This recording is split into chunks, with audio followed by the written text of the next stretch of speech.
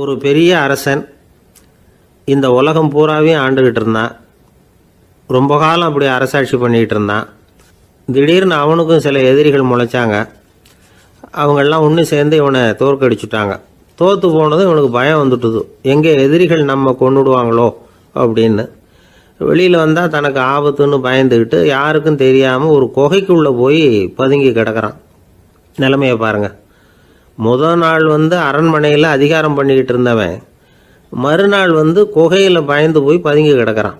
ராத்திரி நேரம் வந்தது, பசி வயத்தை கிள்ளுது, பிச்சை எடுத்து சாப்பிட வேண்டிய நிலைமை. பிச்சை எடுக்கிறதுக்கு பாத்திரம் வேணுமே, என்ன பண்ணுறது அப்படின்னு அங்கேயும் இங்கேயும் பார்க்குறான். ஒரு மூலையில் யாரோ விட்டுட்டு போன ஒரு ஓடு கிடக்குது. அதை எடுத்துக்கிட்டு புறப்பட்டான். இருட்டில் வழி புரியல. ஏதோ ஒரு யூகத்தில் காலை மெதுவாக எடுத்து வச்சு நடந்து போயிட்டுருக்கிறான். வழியில் ஒரு கருப்பு நாய் படுத்து கிடந்தது. இருட்டில் அவன் இது கண்ணுக்கு சரியாக தெரியல. அவனுக்கு தவறி போய் காலை வச்சுட்டான் அது மேலே. நாய் சும்மா இருக்குமா, வள்ளுன்னு விழுந்து கடிச்சு விட்டுது. காலை பார்க்குறான், காலத்தையும் நினச்சி பார்க்குறான். அரண்மனையில் வீரக்கழல் அணிந்த காலை உடைய மன்னா அப்படின்னு புகழ்வாங்களே புலவர்கள்லாம். ஆனால் அது இன்றைக்கி நாய் கடித்த காலம் ஆகிட்டுதே அப்படின்னு நினைக்கிறான்.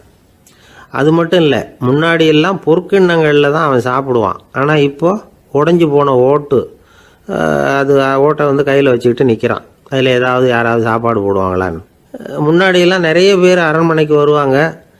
அரசருக்கு காணிக்கைன்னு சொல்லி இவன் காலடியில் கொண்டாந்து கொட்டுவாங்க. அப்போல்லாம் இவன் அந்த ஜனங்களுடைய முகத்தை திரும்பி கூட பார்க்கறதில்ல. ரொம்ப கர்வமாக உட்காந்துருப்பான். அதே ஆள் இன்றைக்கி எல்லார் கண்ணுலேயும் படுறது மாதிரி பிச்சை எடுத்துக்கிட்டு இருக்கிறான். அப்போலாம் காணிக்கைகளை தன்னுடைய கையால் வாங்கிறது தனக்கு கௌரவ குறைச்சல்னு நினச்சி தன்னுடைய வேலைக்காரங்களை விட்டு தான் அதை வாங்க சொல்லுவான். இப்போ பார்த்தீங்கன்னா அவனே தன் கையாலேயே பிச்சை வாங்குறான்.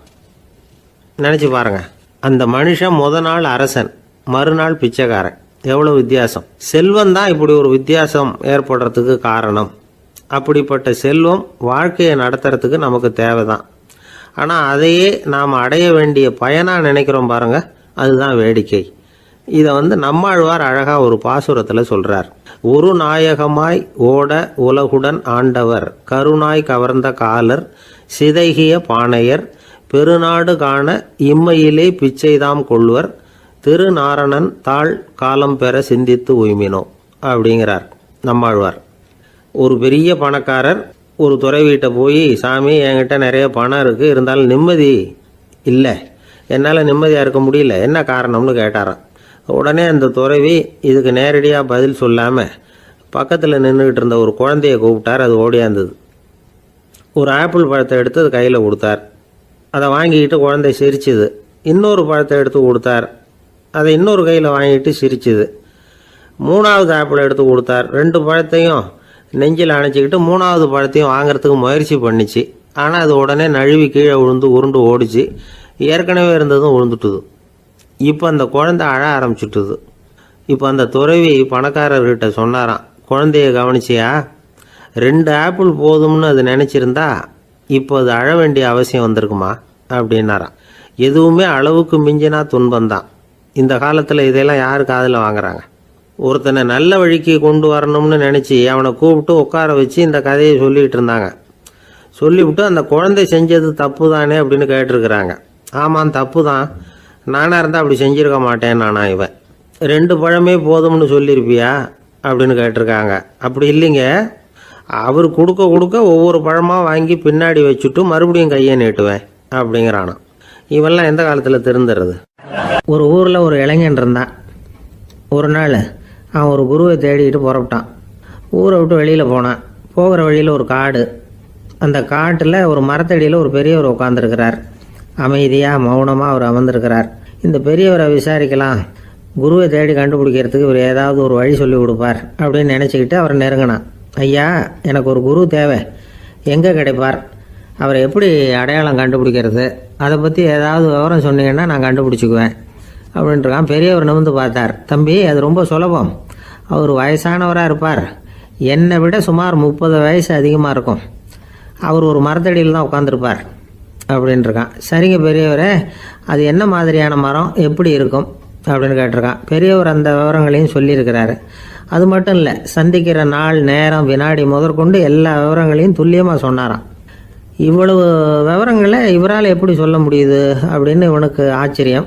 இருந்தாலும் அந்த பெரியவர் கடைசியாக ஒரு விவரம் சொன்னார். அது என்ன தெரியுமா? எப்படியும் நீ அவரை சந்திக்கிறதுக்கு ஒரு 30 வருஷம் ஆகும் அப்படின்னு சொல்லிவிட்டாரான். ரொம்ப நன்றிங்க பெரியவரே அப்படின்னு சொல்லிவிட்டு அந்த இளைஞன் புறப்பட்டுருக்கான். இப்போ அவனுக்கு குரு பற்றின விவரம் எல்லாம் கிடைச்சிட்டுது, சந்திக்கிற நேரமும் தெரிஞ்சுட்டுது. ஆனால் 30 வருஷம் அவரை தேடி அலைய வேண்டியிருக்குமே. அவன் தேட ஆரம்பித்தான். காடு மலை எல்லாம் சுற்றி அலைஞ்சான். பல வருஷங்கள் தேடினான். அழுத்து போயிட்டான். கடைசியில் அவனுக்கும் வயசாகிட்டுது. கடைசியில் தன்னுடைய சொந்த ஊருக்கே திரும்பி போயிட்டு இருந்தான். அங்கே ஒரு மரத்தடியில் அவன் தேடிக்கிட்டு இருந்த குருநாதர் கிடைச்சார். யார் அவருன்னா, 30 வருஷத்துக்கு முன்னாடி வழி சொல்லி கொடுத்தாருல அதே பெரியவர். அவருக்கு இப்போ 30 வயசு அதிகமாக இருந்தது. அதே மரம். அன்னைக்கு பெரியவர் சொன்ன அடையாளம் இப்போ பொருத்தமாக இருந்தது. இப்போ அந்த பெரியவர் சொன்னார், சரியாக வந்து சேர்ந்துட்டேன், வா, உனக்காக தான் நான் இவ்வளவு காலமும் காத்துக்கிட்டு இருந்தேன் அப்படின்னாரான். என்ன சொல்கிறீங்கன்றிருக்கான். 30 வருஷத்துக்கு முன்னாடி என்கிட்ட வந்தியே, அப்போவே என் காலம் வந்து முடிஞ்சு போயிருந்தது. அப்போவே என்ன உனக்கு அடையாளம் தெரியல, அதனால் இவ்வளவு காலம் உனக்காக காத்துட்டு இருக்கும்படி ஆயிட்டுது அப்படின்னாரான். ஐயா, அப்போவே நீங்கள் சொல்லியிருக்கலாமே, இதுதான் 30 வருஷம் கழித்து நீ சந்திக்க போகிற இடம், நான் தான் உன்னுடைய குரு அப்படின்னு சொல்லியிருக்கலாமே அப்படின்ட்டுருக்கான். அந்த பெரியவர் சிரிச்சுக்கிட்டே இதுக்கு பதில் சொன்னாராம். நான் எவ்வளவோ விவரமாக தான் சொன்னேன், நீ சரியாக புரிஞ்சிக்கல. காரணம், அப்போ நீ போதுமான அளவுக்கு பக்குவம் பெற்றிருக்கவில்லை.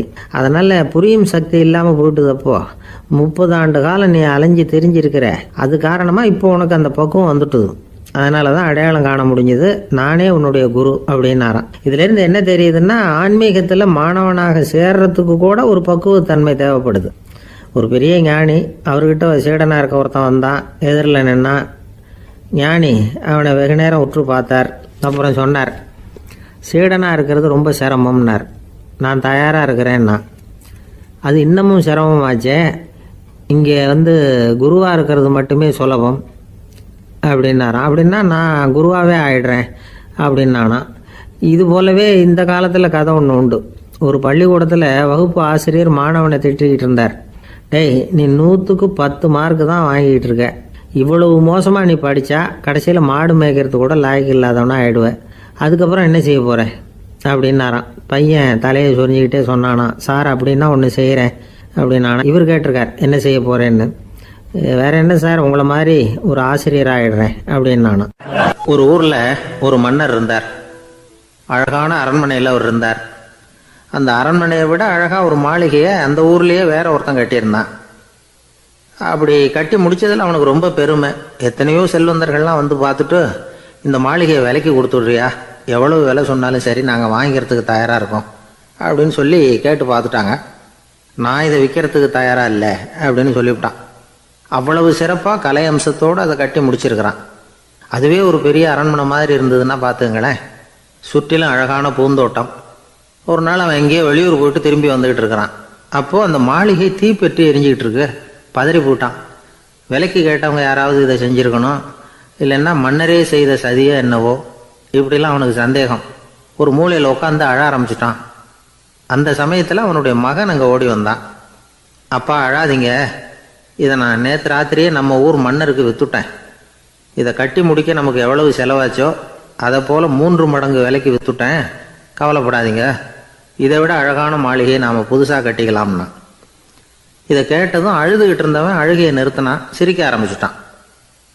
இதே இடத்த நான் வந்து மன்னர்கிட்ட இருந்து விலைக்கு வாங்குவேன், இதை விட அழகான மாளிகையை கட்டுவேன் அப்படின்னு சுற்றி நின்று எல்லார்கிட்டையும் சொல்லிக்கிட்டு இருந்தான். இந்த சமயத்தில் அவனோட இளைய மகன் ஓடி வந்தான். அப்பா, அண்ணன் சொன்னதெல்லாம் சரிதான், மன்னர்கிட்ட விலை பேசினதெல்லாம் உண்மைதான், ஆனால் விற்றது பேச்சு அளவில் தான். இனிமே தான் பத்திரம் வாங்கணும், எழுதணும், நீங்கள் கையெழுத்து போடணும், பதிவு பண்ணணும், மன்னர்கிட்ட பணம் வாங்கணும். அதுக்காகத்தான் உங்களை எதிர்பார்த்துக்கிட்டு இருந்தோம். அதுக்குள்ளே இப்படி ஆயிட்டுதுன்னா. இப்போ சிரிச்சுக்கிட்டு இருந்தாவன் சிரிப்பை நிறுத்தினான். மறுபடியும் குழந்தை மாதிரி அழ ஆரம்பிச்சிட்டான். இது ஒரு சம்பவம். இதிலிருந்து என்ன தெரியுது? அந்த அழகான மாளிகை தன்னுடையது அப்படின்னு நினைக்கும் பொழுது அவனுக்கு அழுகை வந்தது. அது தன்னுடையது இல்லை அப்படின்னு நினைக்கிற போது சிரிப்பு வந்தது. மறுபடியும் அது தன்னுடையது தான் அப்படிங்கிற உணர்வு வரும்பொழுது அழுகை. எது எதிலிருந்து நீ நீங்கி இருக்கிறாயோ அது அதிலிருந்து உனக்கு துன்பம் இல்லை அப்படிங்கிறார் திருவள்ளுவர். இந்த உடம்பு என்னுடையதில்லை அப்படிங்கிற உணர்வு வந்துட்டா அது ஒரு பெரிய நிலை. அந்த நிலை வந்து வரணும். எல்லாத்தையும் பயன்படுத்திக்கலாம், ஆனால் பற்றில் விழுந்துடக்கூடாது. உலகத்தில் இருங்கள், ஆனால் உலகத்தவராக இருக்காதீர்கள். உலகிற்குள் இருங்கள், உலகம் உங்களுக்குள் வந்துவிட அனுமதிக்காதீர்கள். விலகி இருங்கள், விழித்திருங்கள், மௌனமாய் பார்த்திருங்கள் அப்படிங்கிறது சான்றோர் கருத்து. செய்ய வேண்டிய கடமையிலிருந்து விலகி இருக்கிறவர்கள் நம்மகிட்ட நிறைய பேர் உண்டு. அப்படிப்பட்ட ஒருத்தர் டாக்டர்கிட்ட போனார். டாக்டர், நான் ஒரு கவர்மெண்ட் ஆஃபீஸில் வேலை பார்க்குறேன், எனக்கு ஒரே அசதியாக இருக்குது, என்னை சோதிச்சு பாருங்கள், ஆலோசனை சொல்லுங்கள் ஏதாவதுன்னார். டாக்டர் அவரை பரிசோதனை பண்ணி பார்த்துட்டு சொன்னார், இதோ பாரு, உனக்கு இப்போ தேவைப்படுறது முழு ஓய்வு. நீ எவ்வளவு சீக்கிரமாக ஆஃபீஸுக்கு போறியோ அவ்வளவுக்கு உனக்கு நல்லது அப்படின்னாராம். ஒரு ராஜா இருந்தார். நாடு பூராவும் நிறைய மரங்களை நட்டு வளர்க்கணுங்கிறது அவரோட ஆசை. தானே அதுக்கு முன்மாதிரியாக இருக்கணும்னு நினைச்சார். அரண்மனையை சுற்றி மரங்களை நட்டு வளர்த்தார். இதை பார்த்துட்டு ஜனங்களும் அவங்கவுங்க வீட்டை சுற்றி மரக்கன்றுகளை நட்டு வளர்த்தாங்க. கொஞ்ச காலத்தில் ஊர் பூரா பசுமையாக மாறிச்சு. எல்லாருக்கும் சந்தோஷமாக இருந்தது. இது ஒரு பக்கம் இருக்கட்டும். இப்போ நான் சொல்ல போகிற கதை வேற. அதாவது, அந்த ராஜா ஒரு நாள் தன்னுடைய அரண்மனையை சுற்றி இருக்கிற விதவிதமான மரங்களை எல்லாம் போய் பார்த்தார். எப்படி இருக்கிறீங்க அப்படின்னு ஒவ்வொரு மரத்துக்கிட்டையும் விசாரிச்சாராம். எந்த மரமும் சந்தோஷமாக இருக்கிறதா தெரியல. அதுக்கும் மனசில் ஒரு குறை.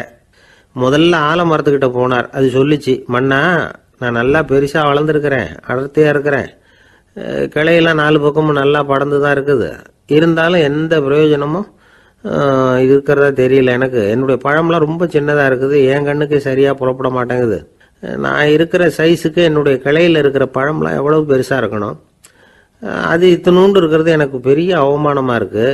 இப்படி இங்கே நின்றுக்கிட்டு இருக்கிறதே ரொம்ப கூச்சமாக இருக்குது. ஒரு நல்ல புயல் வந்ததுன்னா பேசாமல் சாஞ்சு விடலாமான்னு பார்க்குறேன் அப்படின்னு புலம்புது ஆலமரம்.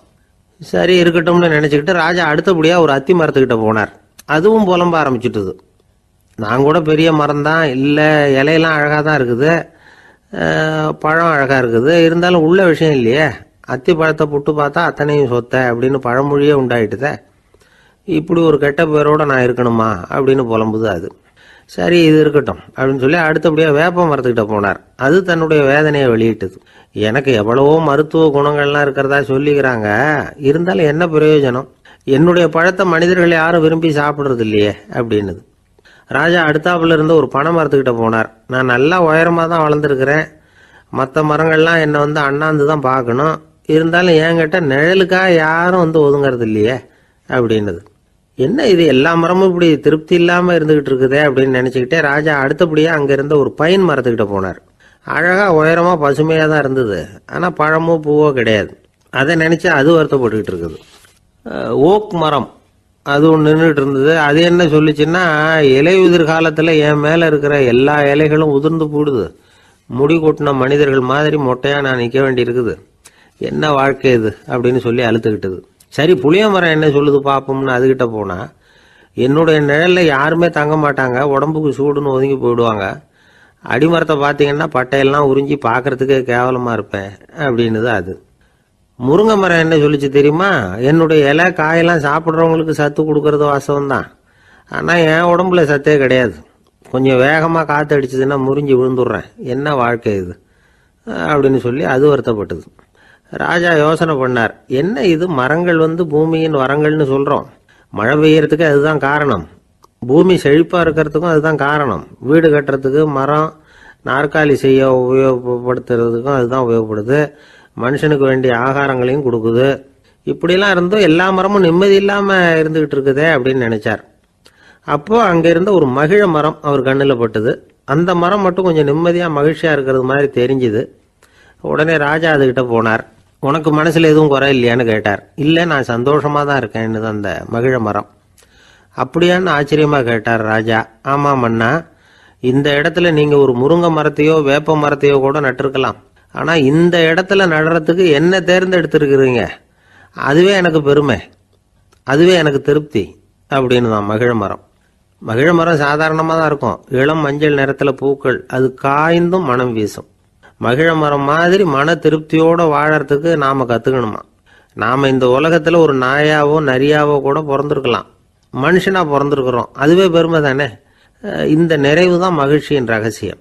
ஒரு பையன் அப்பா கிட்ட போய், அப்பா நீங்கள் இந்த உலகத்தில் ஒரு மனுஷனாக பிறந்தது என்னோட அதிர்ஷ்டம் நானா, ஏண்டா அப்படி சொல்கிறேன்னு இருக்கார் அப்பா. நீங்கள் ஒரு கரடியாக பிறந்திருந்தா இந்நேரம் நானும் ஒரு கரடி குட்டியாக தானே இருந்திருப்பேன் அப்படின்னு நானா பையன். ஒரு ஊரில் ஒரு ராஜா இருந்தார். பெரிய அரண்மனையில் தான் இருக்கிறார். எல்லா வசதியும் இருந்தது. இருந்தாலும் அவர் எல்லாரும் சொல்கிறது எப்படி தெரியுமா, பிச்சைக்கார ராஜா. அப்படி ஒரு பேர் அவருக்கு நிலைச்சி போச்சு. ஜனங்களும் சரி, மற்ற தேசங்களில் உள்ளவங்களும் சரி, அவர் அந்த பேர் சொல்லியே குறிப்பிடுறது வழக்கமாக போட்டுது. இது அவருக்கு ரொம்ப கவலையாக போச்சு. என்ன இது, நம்மளை தேடி வர்றவங்களுக்கெல்லாம் நாம் சோறு போடுறோம், நம்ம புகழ்ந்து பாடல் ஏற்றி கொண்டு வர்ற புலவர்களுக்கெல்லாம் அவங்க எப்படி வந்தாலும் ஒருவேளை சோறு போடணுங்கிறது உத்தரவு. இவ்வளவுலாம் செஞ்சும் நம்மளை போய் பிச்சைக்கார ராஜான்னு எல்லாரும் சொல்கிறாங்களே, அது ஏன், எதுக்காக அப்படி சொல்கிறாங்க? இதுதான் ராஜாவுக்கு குழப்பம். சரி, இதை பற்றி நம்ம அமைச்சர்கள்கிட்ட கேட்கலாமா அப்படின்னு யோசனை பண்ணார்.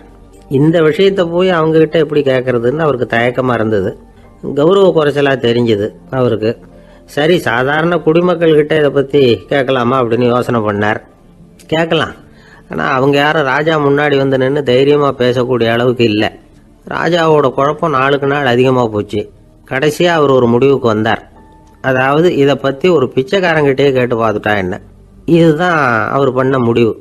உடனே மாறு வேஷம் போட்டுக்கிட்டு நகர்வலம் போனார். ஒரு பிச்சைக்காரனை கண்டுபிடிச்சார். இதை பாருப்பா, நம்ம ராஜாவை எல்லாரும் பிச்சைக்கார ராஜான்னே சொல்கிறாங்களே, அதுக்கு என்ன காரணமாக இருக்கும் அப்படின்னு கேட்டார். அதுக்கு அவன் சொல்கிறான், இதுக்கான பதிலை இன்னும் ஒரு 30 நாளில் சொல்கிறேன் அப்படின்னா. உடனே இவருக்கு சந்தோஷம். உண்மையை அவங்ககிட்ட சொன்னார். நான் வேற யாரும் இல்லை, நான் தான் இந்த நாட்டு ராஜா. இப்போ நீ என் கூடவே வந்துடு, அரண்மனையிலேயே தங்கிக்கோ. 30 நாள் கழித்து எனக்கு பதில் சொல்லிவிட்டு அதுக்கப்புறமா நீ போகலாம் அப்படின்னு சொல்லி அழைச்சிட்டு வந்துட்டார். அரண்மனையில் ஒரு மூலையில் அவன் தங்கறதுக்கு இடம் கொடுத்தார். தினம் 2 வேளையும் இவனுக்கு சோறு போடுங்க அப்படின்னு உத்தரவு போட்டார். ராஜா கொடுத்த இடத்துல போய் உக்காந்துக்கிட்டான் அந்த பிச்சைக்காரன். தினமும் அந்த அரண்மனையில் நடக்கிறதையெல்லாம் கவனிச்சிக்கிட்டு வந்தான். வேளைக்கு சாப்பாடு வரும், சாப்பிட்டுக்கிட்டு இருக்கான். இப்படி 30 நாள் முடிஞ்சுது. ராஜா வந்தார். என்ன, என்னோட கேள்விக்கு பதில் என்னன்னு கண்டுபிடிச்சிட்டியான்னார். கண்டுபிடிச்சிட்டேன்னா. என்ன எல்லாரும் பிச்சைக்கார ராஜான்னு சொல்கிறாங்களே, அது நியாயமாக படுதா உனக்குன்னு கேட்டார். நியாயமாக தான் படுது, சந்தேகம் இல்லாமல் நீங்கள் பிச்சைக்கார ராஜா தான். என்னதான் நீங்கள் வசதியோடவும் படைபலத்தோடவும் இருந்தால் கூட நீங்கள் எங்கள் வர்க்கத்தை சேர்ந்த ஆசாமி தான் அப்படின்னு அடித்து சொல்லிவிட்டான் அந்த ஆள். எதனால் அப்படி சொல்கிறேன்னு கேட்டார் இவர். அரசே, ஒரு உண்மையை கண்டுபிடிச்சி சொல்கிறதா நான் உங்ககிட்ட சொன்னேன். நீங்கள் ராஜ பரம்பரைன்னா உடனே உங்கள் கழுத்தில் கிடக்கிற முத்து மாலையை கழட்டி பரிசாக கொடுத்துருப்பீங்க, பொண்ணையும் மணியையும் கொடுத்துருப்பீங்க. ஆனால் நீங்கள் அப்படி செய்யலை. என்னை ஒரு மூலையில் உட்கார வச்சு 2 வேளை சோறு போட சொன்னீங்க. உங்களை தேடி யார் வந்தாலும், யார் பாராட்டி பேசினாலும் அல்லது பிரச்சனைகளை சொன்னாலும் நீங்கள் செய்கிற ஒரே காரியம் சோறு போடுறது தான். பிச்சைக்காரனுக்கு சோறு மட்டும்தான் உலகம். உங்கள் விஷயத்திலையும் நீங்கள் அப்படி தான் நினைக்கிறதாக தெரியுது. நல்லா கவனிங்க. எந்த ஒரு பிரச்சனைக்கும் சோறு தான் முடிவுன்னு நினைக்கிறீங்க பாருங்கள். நீங்கள் சந்தேகமில்லாத எங்களை சேர்ந்த ஆளு தான் அப்படின்னு விட்டான் அந்த பிச்சைக்காரன். அதுக்கப்புறம் தான் அந்த ராஜா தன்னுடைய தவறுகளை எல்லாம் தேர்த்திக்கிட்டாராம். பசின்னு வர்றவங்களுக்கு சோறு தான் போடணும், அது தப்பு இல்லை. பாராட்ட வர்றவங்களுக்கெல்லாம் சோத்தையே போட்டு அனுப்புனா இப்படி தான் பேர் வரும். எனக்கு தெரிஞ்ச ஒருத்தர் தினமும் யாராவது ஒருத்தரை தன் வீட்டுக்கு அழைச்சிட்டு போவார், சாப்பாடு போட்டு அனுப்புவார். முன்னறிவிப்பு இல்லாமல் திடீர்னு ஒரு விருந்தாளியோட வீட்டில் போய் இவர் நிற்கிறது வழக்கம். அந்த அம்மாவும் இவருக்காக தயார் பண்ணி வச்சிருந்ததை இவர் அழைச்சிட்டு வந்திருக்கிற விருந்தாளிக்கு போட்டுருவாங்க. விருந்தாளி சாப்பிட்டுட்டு போனதுக்கப்புறம் இவர் மனைவி கிட்ட உனக்கு சிரமம் வேணாம் அப்படின்னு சொல்லிவிட்டு பக்கத்தில் உள்ள ஒரு ஹோட்டலுக்கு போய் காசு கொடுத்து சாப்பிட்டுட்டு வந்துடுவார். பல நாள் இப்படி நடக்கும். ஒரு நாள் அவரை தனியாக கூப்பிட்டுக்கிட்டு போய் ஏன் இப்படி பண்ணுறீங்கன்னு கேட்டோம்.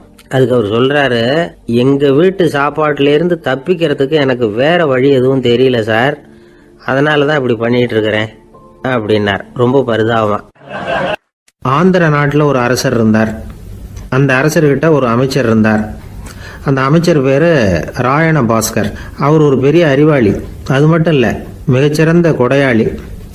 யார் எது கேட்டாலும் இல்லைன்னு சொல்ல மாட்டாராம்.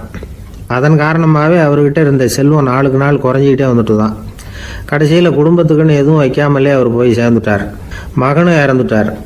அந்த குடும்பத்தில் மிஞ்சி இருந்தது அவருடைய மருமகள், ஒரு பேரன், அவ்வளவுதான். இருந்த ஒரே சொத்து பழுதடைஞ்ச ஒரு வீடு. அந்த அம்மா மற்ற வீடுகளில் வேலை செஞ்சு தன்னுடைய பிள்ளைய படிக்க வச்சுக்கிட்டு வராங்க. அந்த புள்ள ஒரு பெரிய வள்ளலுடைய பேரன்கிறது அந்த பள்ளி வாத்தியார்களுக்கும் தெரியும். அதனால் அவங்களும் இவங்ககிட்ட கொஞ்சம் அன்பாகவும் அக்கறையாகவும் பழகி பாடம் சொல்லி கொடுத்துக்கிட்டு இருக்கிறாங்க. ஒரு நாள் ஒரு புகழ்பெற்ற கவிஞர் ஒருத்தர் அந்த பள்ளிக்கூடத்துக்கு வந்திருக்கிறார். ஆசிரியர்கள்கிட்ட பேசிக்கிட்டு இருந்தப்போ ஒரு செய்தியை சொன்னாராம். ராயண பாஸ்கருங்கிற வள்ளல் எனக்கு நிறைய உதவிகள் செஞ்சிருக்கார், என்னை பாராட்டி பரிசுகள்லாம் கொடுத்துருக்கிறார். அந்த வள்ளல் வாழ்ந்த கிராமத்தை பார்க்கணுங்கிறதுக்காக தான் இப்போ இங்கே வந்திருக்கிறேன் அப்படின்னாராம். ஆசிரியர் உடனே இந்த பையனை கூப்பிட்டு, இதை பாருங்கள், இவன் யார் தெரியுமா, நீங்கள் குறிப்பிடுகிற அந்த வள்ளலின் பேரன் அப்படின்னு அறிமுகப்படுத்தினாராம். கவிஞரின் கண்களில் ஆனந்த கண்ணீர். அந்த பரவச நிலையிலேயே அந்த வள்ளலை பற்றி கவி பாட ஆரம்பிச்சுட்டாராம். இந்த சின்ன பையன் அதை கேட்டிருக்கிறான். உடனே என்ன பண்ணான் தெரியுமோ, தன் கையில் அணிஞ்சிருந்த ஒரு பொன் வளையலை கழட்டி அந்த கவிஞருக்கு பரிசாக கொடுத்துட்டானான். எல்லாருக்கும் ஆச்சரியம். தாத்தா இருக்கும் நிலையில் கொடுத்தார், பேரன் இல்லாத நிலையிலையும் கொடுக்குறான். பையனை எல்லாரும் பாராட்டினாங்களாம். இருந்தாலும் அவனுக்குள்ள ஒரு பயம் எதுவும் ஆரம்பமாச்சு. பள்ளிக்கூடம் விட்டு வீட்டுக்கு வரும்பொழுது அந்த பயம் இன்னும் அதிகமாயிட்டுது. அம்மா என்ன சொல்லுவாங்களோ தெரியலையே, ஏதோ திடீர்னு தோணிச்சு வளையல கட்டி கொடுக்கணும்னு கொடுத்துட்டோம். குடும்பம் இருக்கிற நிலையில் இப்படி நான் செஞ்சது தப்பா, வீட்டு செலவுக்கே அம்மா எவ்வளவு கஷ்டப்படுறாங்க, வீட்டுக்கு போனதும் என்ன நடக்குமோ தெரியலையே அப்படின்னு நினச்சி பயந்துக்கிட்டே அவன் வீட்டுக்குள்ளே அடி எடுத்து வைக்கிறான். அம்மா கூப்பிட்டு சாப்பாடு போட்டாங்க. அவங்க கண்ணில் படக்கூடாதுங்கிறதுக்காக ஒரு கையை பின்னாடி மறைச்சிக்கிட்டே இருந்தான். அம்மா இதை கவனிச்சிட்டாங்க. ஏய், உன் கையை ஏன் அப்படி வச்சிருக்கிற, உன் கைக்கு என்னாச்சு, ஏதாவது அடிபட்டு போச்சா அப்படின்னு கேட்டுக்கிட்டே கையை எடுத்து பார்க்குறாங்க. வளையல காணலை. வளையல் எங்கே அப்படின்னு கேட்குறாங்க. இவன் தயங்கிக்கிட்டே நடந்ததை சொல்கிறான். அதை கேட்டதும் அந்த அம்மாவோட முகம் கோபத்தால் சவுந்து போச்சான். முட்டாளே, என்ன காரியம் பண்ண அப்படின்னு கன்னத்தில் அரைஞ்சிட்டாங்களாம். அம்மா, என்னை அடிக்காத, ஏதோ தெரியாமல் தப்பு பண்ணிட்டேன் அப்படின்ட்டுருக்கான். மகனே, வளையலை கொடுத்ததுக்காக நான் உன்னை அடிக்கலை அப்படிங்க, பின்ன எதுக்கு அடித்தேன்னு கேட்டிருக்கான்.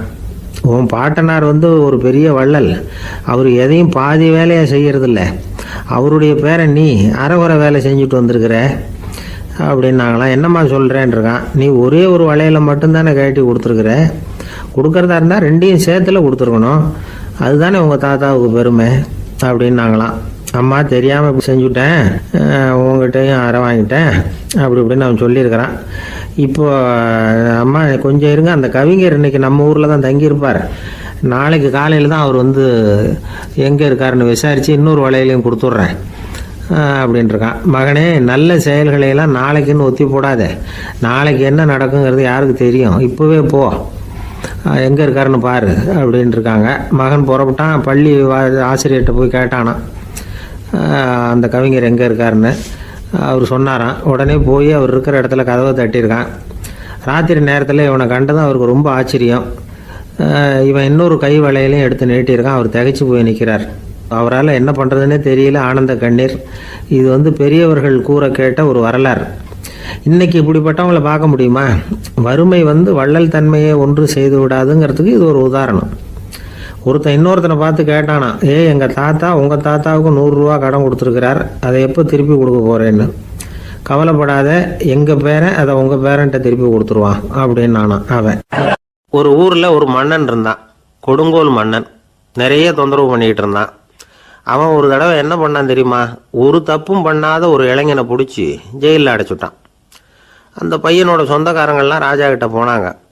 அவன் ஒரு தவறும் பண்ணலை, அவனை விடுதலை பண்ணுங்க அப்படின்னு கெஞ்சி கேட்டுக்கிட்டாங்க. மன்னன் யோசனை பண்ணான். அந்த இளைஞனை கூப்பிட்டுக்கிட்டு வர சொன்னான். அவனை கொண்டாந்து ராஜா முன்னாடி நிறுத்தினாங்க. இதை பாருப்பா, உன்னை நான் விடுதலை பண்ணுவேன், ஆனால் ஒரு கண்டிஷன், அந்த நிபந்தனையை நீ நிறைவேற்றினா உனக்கு விடுதலை அப்படின்னா மன்னன். சரின்னு ஒத்துக்கிட்டான் பையன். மன்னன் கண்டிஷன் என்னங்கிறத சொன்னான். உங்ககிட்ட ஒரு செம்மறி ஆட்டை கொடுக்க போகிறேன், 1 மாதத்துக்கு அதுக்கு தேவையான தீனியையும் கொடுக்க போகிறேன். 1 மாதம் கழித்து அந்த ஆட்டை எடை போட்டு பார்ப்பேன். அந்த ஆட்டின் எடை கொஞ்சம் கூட கூடி இருக்கக்கூடாது. எடை கூடி இருந்தால் உனக்கு விடுதலை கிடையாது. என்ன சொல்கிற அப்படின்னா. பையனுக்கு ஒன்றும் புரியல, பயமாக போயிட்டுது. குழம்பிக்கிட்டே நின்றுக்கிட்டு இருக்கிறான். சரி, ஒரு நாள் டைம் தரேன், நல்லா யோசனை பண்ணி பார்த்துட்டு நாளைக்கு உன் முடிவை சொல்லு அப்படின்னா மன்னன். பையன் கவலையோடு வெளியில் வந்தான். அங்கே ஒரு பெரியவர் நின்றுக்கிட்டு இருந்தார். அவர்கிட்ட விஷயத்தை சொன்னான். அந்த பெரியவர் இந்த பையனுக்கு காதோட காதாக ஒரு வழியை சொல்லி கொடுத்தார். அதை கேட்டதும் பையன் மறுபடியும் மன்னன் முன்னாடி நின்னா, உங்கள் நிபந்தனையை ஏற்றுக்கிறேன்னு சொன்னான். மன்னன் ஒரு ஆட்டுக்குட்டியையும் அதுக்கு 1 மாதத்துக்கு தேவைப்படுற தீவனத்தையும் கொடுக்கும்படியாக உத்தரவு போட்டான். கொடுத்தாங்க, ஓடிட்டு போயிட்டான். 1 மாதம் தினமும் தவறாமல் அந்த தீவனத்தை ஆட்டுக்குட்டிக்கு போட்டுக்கிட்டு இருக்கிறான். 1 மாதம் கழித்து அந்த ஆட்டை அரண்மனைக்கு ஓட்டிகிட்டு போனான். மன்னன் அதை எடை போட்டு பார்க்குறான், எடை கூடவே இல்லை, அப்படியே தான் இருக்குது. உடனே போட்ட நிபந்தனைப்படி அந்த இளைஞனை வந்து விடுதலை பண்ணிவிட்டான். சரி, ஆட்டுக்கு எடை கூடாமல் இருக்கிறதுக்கு அந்த பெரியவர் சொல்லி கொடுத்த யோசனை என்ன அப்படின்னா, அது வேற ஒன்றும் இல்லை. அந்த ஆட்டுக்கு எதிரில் அது கண்ணில் படுற மாதிரி ஒரு ஓநாயை கட்டி போட சொன்னார். அவ்வளவுதான். ஆட்டுக்கு ஓநாய்ங்கிறது பிறவி பகை. ஓநாயை பார்த்தா ஆடு நடுங்க ஆரம்பிச்சிரும், அவ்வளவு பயம். தினமும் அந்த ஆடு பயந்துக்கிட்டே தேனி சாப்பிட்டுது, எடை கூடல. அதுதான் ரகசியம். இது வந்து சின்ன பிள்ளைங்களுக்கான ஒரு கதை. இதிலிருந்து தெரிஞ்சுக்க வேண்டிய உண்மை என்னன்னா, நாமெல்லாம் சாப்பிட்றப்ப மனசும் உடம்பும் அமைதியாக இருக்கணும். அப்போதான் அது உடம்புல ஒட்டும். அவசரத்துலையும் பயத்துலையும் சாப்பிட்டா அது சரியா ஜீரணமாகாது. இன்னொரு ராஜா இருந்தார். அவரும் ஒரு இளைஞனை ஜெயிலில் அடைச்சி விட்டார். விடுதலை பண்ணணும்னா ஒரு கண்டிஷன்னார். என்னன்னு கேட்டான்.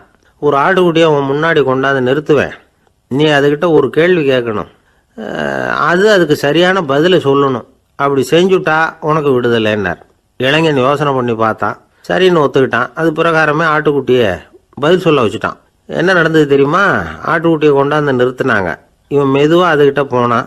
அது காதுகிட்ட போய் ஏப்ரலுக்கு விவசாயிகள் வந்து அவங்க விவசாயம் முன்னேறி இருக்கிற அளவுக்கு விவசாயிகளுடைய வாழ்க்கை தரம் முன்னேறலை. அந்த அளவுக்கு அவர்கள் வந்து நாட்டுக்காக உழைச்சிக்கிட்டு இருக்கிறாங்க. அந்த காலத்திலே அதை பற்றி ஒரு கதை சொல்றது உண்டு. ஒரு வயசான ஆள் நிலத்தில் ஏறு உழுதுகிட்டு இருந்தாராம். கிழிஞ்சு போன ஒரு சின்ன துண்டை தான் இடுப்பில் கட்டியிருந்தாராம்.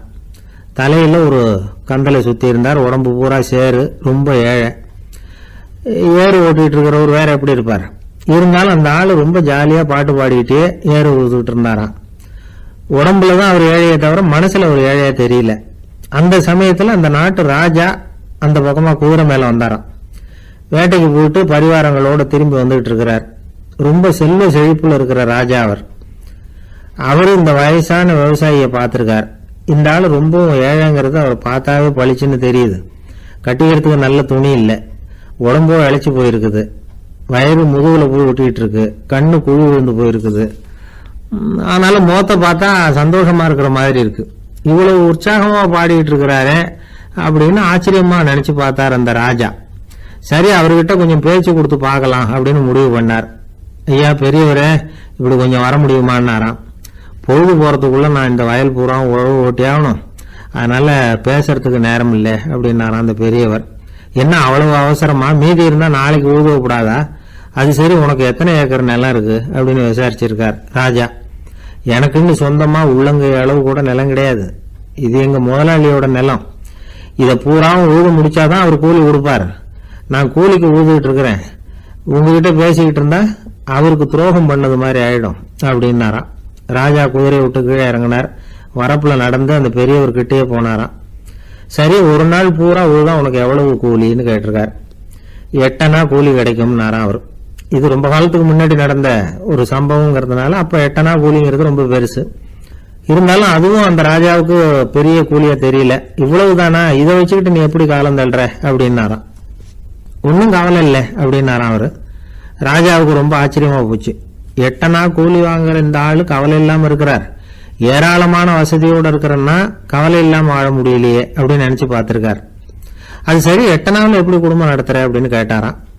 எனக்கு கிடைக்கிற 8 அணாவில் 2 அணா குடும்பத்துக்கு செலவழிக்கிறேன், 2 அணா பழைய கடனுக்கு கொடுக்குறேன், 2 அணா வந்து தர்மம் செய்யறேன், 2 அணா வட்டிக்கு கொடுக்குறேன், ஒரு குறையும் இல்லைன்னாராம். ராஜாவுக்கு ஒன்றும் புரியல.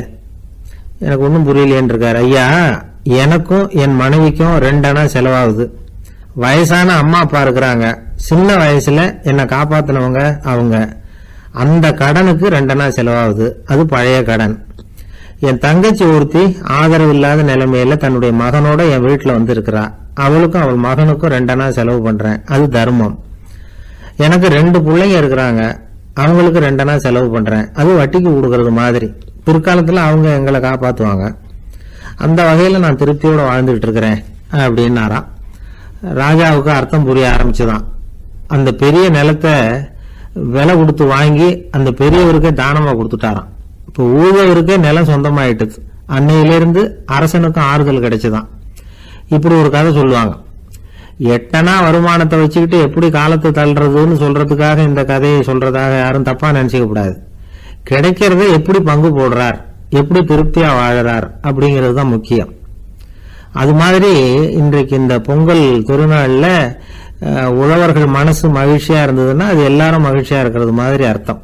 அதனால அவர்கள்ட்ட இருந்து நாம பாடம் கத்துக்கணும். சில உழவர்கள் தங்கள் நிலத்துல விளையறத தாங்கள் சாப்பிட மாட்டாங்க, அடுத்தவங்கள்ட்ட வித்துட்டு சந்தையில போய் வேற அரிசி வாங்கிட்டு வந்துதான் இவங்க சாப்பிடுவாங்க. அப்படிப்பட்ட விவசாயிகள்லாம் இது உண்டு. பங்கிடுகிற பண்பை உழவர்கள்ட்ட இருந்து கற்றுக்கொள்ளுங்கள் அப்படிம்பாங்க. ஒரு ஆள் நிம்மதியா மகிழ்ச்சியா இருந்தானா, உங்க நிம்மதிக்கும் மகிழ்ச்சிக்கும் என்ன காரணம்னு கேட்டிருக்காரு இன்னொருத்தர். என்கிட்ட இருந்தது பூராவையும் என் பிள்ளைங்களுக்கு சமமா பங்கு போட்டு கொடுத்துட்டேன், எனக்குன்னு எதுவுமே வச்சுக்கல, அதுதான் நிம்மதிக்கு காரணம்னு இருக்கான். உங்ககிட்ட இருந்தது எவ்வளவு இருந்தது அப்படின்னு கேட்டிருக்காரு அவரு. மொத்தமா ஒரு 50,000 ரூபாய் இருக்கும் அப்படின்னு இருக்கான். அவ்வளவும் பணமாவே இருந்ததா அப்படின்னு கேட்டிருக்காங்க அவங்க. இல்லைங்க,